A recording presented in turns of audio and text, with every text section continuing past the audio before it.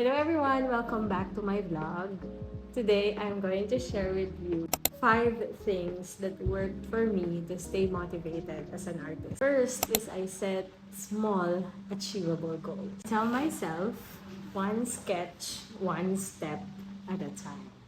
For example, in the studio, instead of me pressuring myself to complete one painting in a day, what I try to do is to set one small step for that painting. For example, today I will just prepare the canvas, and that would help me become more motivated to complete that painting. It could be as simple as that. Or for example, today I will just do some sketching. The important thing is that you are doing something no matter how little it is.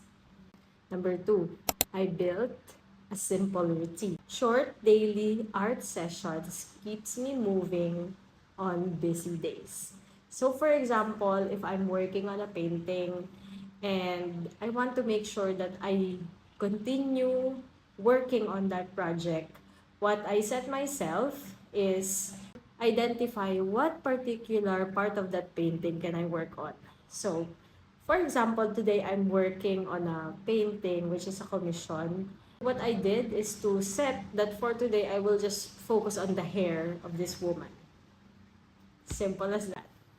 Okay, this is something that I usually feel. As an artist, when you are making a lot of work or you could be busy with things outside, you can easily get drained. Tip number 3, when I feel drained, I recharge my inspiration.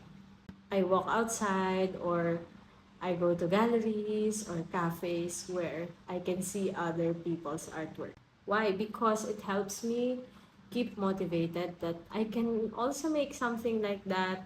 Visiting the works of other people keep me inspired, keeps me challenged, thinking that perhaps I can try this technique or I can learn that type of artwork as well. Number 4 is to surround myself with creative community. It's like the good type of pressure. If you're surrounded with creative people, for example, at home, I have my husband and he is a creative. I get challenged as well to create something and at the same time inspired by his ideas. So it's very important that the people around us also inspire us to be creative. 5, I remind myself to enjoy the process. Not every piece has to be perfect. Art is about the journey. So I know this can be difficult for those who are doing commission arts because for us sometimes art can be like work.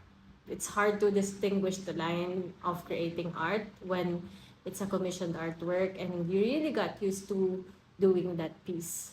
But I'd like to remind you that at the end of the day, art is about enjoying doing it. It's about expression. It's about getting that satisfying feeling of creating something beautiful. So, those are my 5 tips to keep me motivated creating as an artist.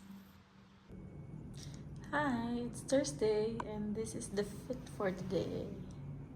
Guys, got some good tips and tricks out of this. I get to say for myself that this is the most successful routine to acquire personally.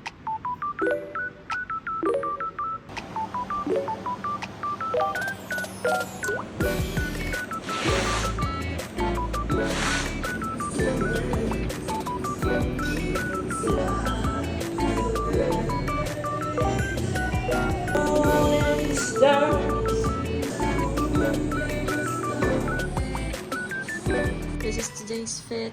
We are going to the office. See you.